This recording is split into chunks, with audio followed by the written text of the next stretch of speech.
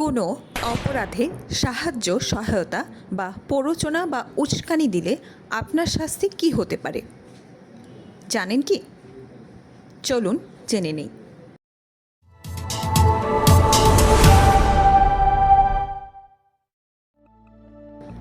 আপনি যদি মৃত্যুদণ্ড অথবা যাবজ্জীবন সাজার এমন কোনো অপরাধে সহায়তা, প্ররোচনা বা উস্কানি দেন এবং যদি অপরাধটি সংঘটিত না হয় তবে দণ্ডবিধির ১১৫ ধারার অধীনে ৭ বৎসর সশ্রম বা বিনাশ্রম কারাদণ্ডে এবং অর্থদণ্ডেও দণ্ডিত হবেন।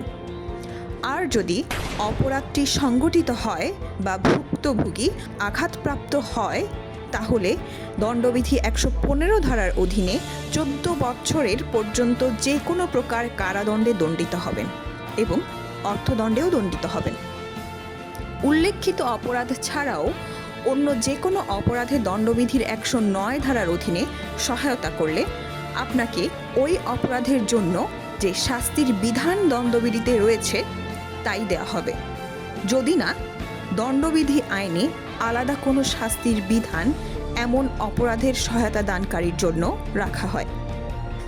আপনি যদি কোনো অপরাধের সহায়তা করেন এবং সে অপরাধের সংঘটনকালে আপনার সহায়তা দানকারক সময়ে অন্য কোনো একটি নতুন অপরাধ সংঘটিত হয় তাহলে আপনিও দণ্ডবিধির ১১১ ধারা অনুসারে ওই ভিন্ন অপরাধের সহায়তা করলে যে শাস্তি হতো ওই একই শাস্তি আপনাকে দেয়া হবে, যদিও আপনি এই অপরাধ সহায়তা করেননি।